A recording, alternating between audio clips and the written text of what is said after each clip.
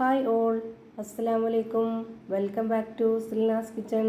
ഇന്നത്തെ റെസിപ്പി നല്ല ഒരു വെറൈറ്റി ടേസ്റ്റി ആയിട്ടുള്ള ഒരു അടിപൊളി പലഹാരത്തിൻ്റെ റെസിപ്പിയാണ്. ഇതിൻ്റെ ഉള്ളിലുള്ള ഈ ഒരു മസാലയും അതുപോലെ തന്നെ ഇതിൻ്റെ പുറം ഭാഗത്തുള്ള ഈ ഒരു മാവും എല്ലാം നമ്മൾ വെറൈറ്റി ആയിട്ടാണ് തയ്യാറാക്കി എടുത്തിട്ടുള്ളത്. ഭയങ്കര ടേസ്റ്റി ആയിട്ടുള്ള ഒരു പലഹാരമാണ്. എന്തായാലും എല്ലാവർക്കും ഇഷ്ടമാവും. അതുപോലെ തന്നെ നമുക്കിത് എണ്ണയിൽ ഫ്രൈ ചെയ്തെടുക്കേണ്ട ആവശ്യവും വരുന്നില്ല. അപ്പോൾ ഇതെങ്ങനെയാണ് തയ്യാറാക്കിയെന്ന് അറിയാനായിട്ട് വീഡിയോ സ്കിപ്പ് ചെയ്യാതെ മുഴുവനായിട്ടൊന്ന് കണ്ടു നോക്കണേ.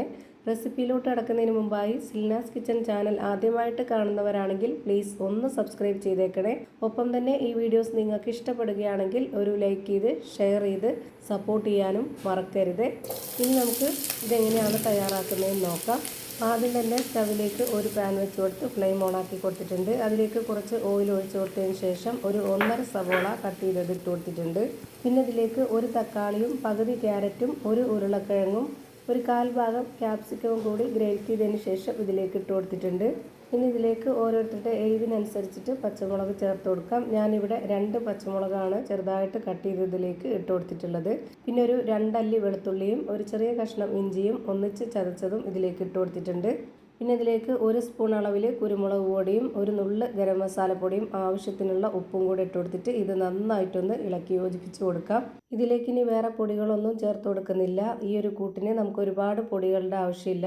അതുപോലെ തന്നെ ഇതിലേക്ക് എരിവിന് വേണ്ടി ചേർത്ത് കൊടുത്തിട്ടുള്ളത് പച്ചമുളകും കുരുമുളക് പൊടിയാണ്. അത് ഓരോരുത്തരുടെ ഇഷ്ടത്തിനനുസരിച്ച് കൂട്ടിയും കുറച്ചും ഇട്ട് കൊടുക്കുക. ഇത് നമുക്ക് ഒരുപാട് അങ്ങ് വെന്ത് കുഴഞ്ഞ് കിട്ടേണ്ട ആവശ്യമില്ല. കടിക്കാൻ കിട്ടുന്ന പരുവത്തിലാണ് റെഡിയാക്കി എടുക്കേണ്ടത്. ഒരു 2 മിനിറ്റ് മാത്രം ഇതൊന്ന് അടച്ചു വെച്ച് വേവിച്ചതിന് ശേഷം ഇതിൻ്റെ ഫ്ലെയിം ഓഫ് ചെയ്ത് കൊടുക്കുക. ഫ്ലെയിം ഓഫ് ചെയ്ത് കൊടുത്തതിന് ശേഷം ആ ഒരു ചൂടോടെ തന്നെ ഇതിലേക്ക് 4 ടേബിൾ സ്പൂൺ അളവിൽ മയോണൈസ് ആണ് ചേർത്ത് കൊടുക്കുന്നത്. ടൊമാറ്റോ സോസ് ഉണ്ടെങ്കിൽ അതും കൂടെ ചേർത്ത് കൊടുക്കാം. ഈ മയോണൈസ് ഞാൻ വീട്ടിൽ തന്നെ തയ്യാറാക്കി എടുത്തിട്ടുള്ളതാണ്. ഞാൻ ഉണ്ടാക്കുന്ന മയോണൈസ് മുമ്പ് വീഡിയോ അപ്ലോഡ് ചെയ്തിട്ടുണ്ടായിരുന്നു, അതുകൊണ്ടാണ് ഇതിൽ കാണിക്കാത്തത്. ഇതുപോലെ എല്ലാം നന്നായിട്ട് യോജിപ്പിച്ചെടുത്തതിന് ശേഷം ഇതൊന്ന് മാറ്റി വയ്ക്കുന്നുണ്ട്. ഇപ്പോൾ ഞാനിതാ ഒരു പാത്രത്തിലേക്ക് 4 മുട്ടയുടെ മഞ്ഞയാണ് എടുത്തിട്ടുള്ളത്. വെള്ള വേണ്ട, വെള്ള ഞാൻ മയോണൈസ് ഉണ്ടാക്കാൻ വേണ്ടി എടുത്തിട്ടുണ്ടായിരുന്നു. പിന്നെ ഇതിലേക്ക് വേണ്ടത് വറുത്ത അരിപ്പൊടിയാണ്. 250 ml കപ്പിൻ്റെ അളവിൽ 1 കപ്പ് വറുത്ത അരിപ്പൊടി ഇതിലേക്ക് ഇട്ട് കൊടുത്തിട്ടുണ്ട്. അടുത്തതായി 1/4 കപ്പ് അളവിൽ കടലമാവാണ് ഇട്ട് കൊടുക്കുന്നത്. പിന്നെ ആവശ്യത്തിനുള്ള ഉപ്പും കൂടെ ഇട്ട് കൊടുത്തതിന് ശേഷം ഇത് ഇളക്കി യോജിപ്പിക്കാനായിട്ടുള്ള വെള്ളവും കൂടെ ഒഴിച്ചു കൊടുക്കാം. ഞാനിവിടെ 250 ml കപ്പിൻ്റെ അളവിൽ 1 കപ്പ് വെള്ളം എടുത്തിട്ട് 1/2 കപ്പ് വെള്ളമാണ് ആദ്യം ഒഴിച്ചു കൊടുത്തിട്ട് ഇതൊന്ന് ഇളക്കി കൊടുക്കുന്നത്.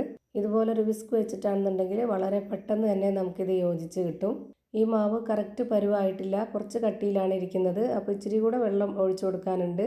250 ml കപ്പിൻ്റെ അളവിൽ 1 കപ്പ് വെള്ളമാണ് ആദ്യം എടുത്തിട്ടുണ്ടായിരുന്നത്. അതിൽ 1/2 കപ്പ് വെള്ളം ആദ്യം ഒഴിച്ചു കൊടുത്തു. പിന്നെ ഇപ്പോൾ 1/4 ഭാഗം കൂടെ ഒഴിച്ചു കൊടുത്തു. അപ്പോൾ ആകെ വേണ്ടി വന്നിട്ടുള്ളത് 3/4 കപ്പ് വെള്ളമാണ്. ഇപ്പോൾ നമ്മുടെ മാവിൻ്റെ കറക്റ്റ് ആയിട്ടുള്ള പരുവം ഞാൻ കാണിച്ചു തരാം. ഇതാണ് കറക്റ്റ് പരുവം. ഒരുപാട് അങ്ങ് ലൂസ് ആവരുത്, ഒരുപാട് ടൈറ്റും ആയി പോവരുത്. ഇനി ഞാനിവിടെ ഒരു പരന്ന പാൻ സ്റ്റവിലേക്ക് വെച്ച് ഫ്ലെയിം ഓൺ ആക്കി കൊടുത്തിട്ടുണ്ട്. ഇതിലേക്ക് ഓയിലൊന്ന് സ്പ്രെഡാക്കി കൊടുക്കാം. എന്നിട്ട് ഒരു കയ്യിൽ മാവ് ഒഴിച്ച് കൊടുത്തിട്ട് ഇതുപോലൊന്ന് പരത്തി ചുട്ടെടുക്കണം. ഞാനിപ്പോൾ ഇതൊരു മീഡിയം ഫ്ലെയിമിലാണ് ഇട്ട് കൊടുത്തിട്ടുള്ളത്. ഒരുപാട് ഫ്ലെയിം കൂട്ടി വെക്കേണ്ട ആവശ്യമില്ല. അതുപോലെ തന്നെ ഇത് പെട്ടെന്ന് തന്നെ വെന്ത് കിട്ടുകയും ചെയ്യും. ഞാനിപ്പോൾ ഇതൊന്ന് തിരിച്ചിട്ട് കൊടുത്തിട്ടുണ്ട്.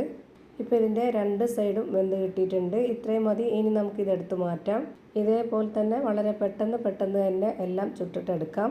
എത്ര എണ്ണമാണോ നമ്മൾ ചുട്ടെടുക്കുന്നത് അത്രയും ആ ഒരു ഫ്ലെയിമിൽ തന്നെ വെച്ചിരുന്നിട്ട് ചുട്ടെടുക്കുക. എന്നാലാണ് എല്ലാം ഒരുപോലെ കിട്ടുള്ളൂ. ഇതിൽ നിന്നും ഒരെണ്ണം എടുത്തിട്ട് ഞാനിപ്പോൾ ഇവിടെ ബോർഡിലേക്ക് വെച്ച് കൊടുത്തിട്ടുണ്ട്. ഈ ഒരു ഭാഗത്താണ് നമ്മൾ മസാല വെച്ച് കൊടുക്കേണ്ടത്. മറ്റേ ഭാഗം പുറത്ത് വരണം, എന്നാലാണ് കാണാനൊരു ഭംഗിയൊക്കെ ഉണ്ടാവുള്ളൂ. ഇനി കത്തി വെച്ചിട്ട് ഇത്രയും ഭാഗം ഒന്ന് കട്ട് ചെയ്തെടുക്കുന്നുണ്ട്. ഇനി നമ്മൾ ഫില്ല് ചെയ്ത് കൊടുക്കുന്ന ആ ഒരു മസാല പുറത്ത് പോവാതിരിക്കാനും ഇത് ഫില്ല് ചെയ്ത് വെച്ചതിന് ശേഷം ഇതിൻ്റെ വക്കൊക്കെ ഒട്ടിയിരിക്കാനൊക്കെ വേണ്ടിയിട്ട് ഞാനിവിടെ കടലമാവ് കലക്കി വെച്ചതാണ് ഇതുപോലെ ഒന്ന് ബ്രഷ് ചെയ്ത് കൊടുക്കുന്നത്.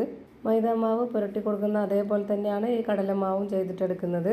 ഇതുപോലെ ഒട്ടിച്ചു കൊടുക്കാൻ മൈദാമാവ് എടുത്താലും കുഴപ്പമില്ല, കടലമാവ് എടുത്താലും കുഴപ്പമില്ല, രണ്ടും ഒട്ടിയിരുന്നോളും. ഇനി ഇതിൻ്റെ ഇത്രയും ഭാഗത്ത് നമ്മൾ റെഡിയാക്കി വെച്ചിട്ടുള്ള ആ ഒരു കൂട്ട് വെച്ച് കൊടുത്തിട്ടുണ്ട്. എന്നിട്ട് ഇതുപോലെ ഒന്ന് മടക്കി കൊടുത്തതിന് ശേഷം ആ ഒരു മസാല ഒന്ന് കറക്റ്റാക്കി കൊടുക്കുക. എന്നിട്ടിത് ഒന്നുകൂടി മടക്കി കൊടുക്കണം. ഇപ്പോൾ ഇതാ കാണാനൊക്കെ നല്ല ഭംഗിയായിട്ട് കിട്ടിയിട്ടുണ്ട്. അതുപോലെ തന്നെ ഉള്ളിലുള്ള ആ ഒരു ഫില്ലിങ്സ് ഒന്നും പുറത്തോട്ട് പോവാത്ത രീതിയിൽ വന്നിട്ടുണ്ട്. ഇതേപോലെ തന്നെ നമുക്കെല്ലാം ചെയ്തിട്ടെടുക്കണം. ഇനി നമുക്കൊരു പാൻ സ്റ്റൗവിലേക്ക് വെച്ച് ഫ്ലെയിം ഓൺ ആക്കി കൊടുത്തതിന് ശേഷം ലോ ഫ്ലെയിമിൽ ഇട്ട് കൊടുക്കണം. എന്നിട്ട് ഇതുപോലെ ഒരു ചെറിയ പീസ് ബട്ടർ ഇട്ട് കൊടുത്തതിന് ശേഷം ആ ഒരു ബട്ടർ ഇതുപോലെ ഒരു സ്പാച്ച് വെച്ച് നന്നായി ഒന്ന് സ്പ്രെഡ് ആക്കി കൊടുക്കണം. അല്ലാന്നുണ്ടെങ്കിൽ നമ്മൾ ഇതിലേക്ക് വെച്ച് കൊടുക്കുമ്പോൾ ഒട്ടിപ്പോവും. എന്നിട്ട് നമുക്കിതിലേക്ക് ഓരോന്നോരോന്നായിട്ട് വെച്ച് കൊടുക്കാം. ഇനി ഇതൊന്ന് അടച്ചു വെച്ചിട്ട് ഒരു 2 മിനിറ്റ് നേരം ഒരു ഭാഗം വേവിച്ചെടുക്കാം. 2 മിനിറ്റിന് ശേഷം ഇതെല്ലാം ഒന്ന് തിരിച്ചിട്ട് കൊടുത്തിട്ട് ആ ഒരു ഭാഗം കൂടി 1 മിനിറ്റ് നേരം വേവിച്ചെടുക്കണം. ബട്ടർ ഇല്ലാന്നുണ്ടെങ്കിൽ നിങ്ങൾക്ക് നെയ്യിൽ വേണമെങ്കിലും ചെയ്തിട്ടെടുക്കാം. ഇനി ഇത് രണ്ടും ഇല്ലെന്നുണ്ടെങ്കിൽ ഓയിലിൽ ചെയ്തെടുത്താലും കുഴപ്പമില്ല. ചെറുതായിട്ടൊന്ന് സ്പ്രെഡാക്കി കൊടുത്താൽ മതി. ഇപ്പോൾ ഇതിൻ്റെ 2 സൈഡും ഒരുപോലെ വെന്ത് കിട്ടിയിട്ടുണ്ട്. ഇനി നമുക്കിത് ഓരോന്നോരോന്നായി എടുത്തു മാറ്റാം. ഇതേപോലെ തന്നെ എല്ലാം കുക്ക് ചെയ്തിട്ടെടുത്തിട്ട് ഒരു പാത്രത്തിലേക്ക് മാറ്റിയിട്ടുണ്ട്.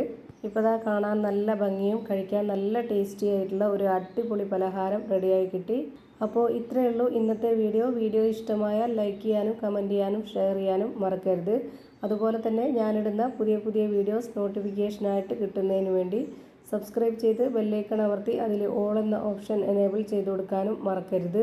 പുതിയൊരു വീഡിയോയുമായി വീണ്ടും വരും. Thank you for watching.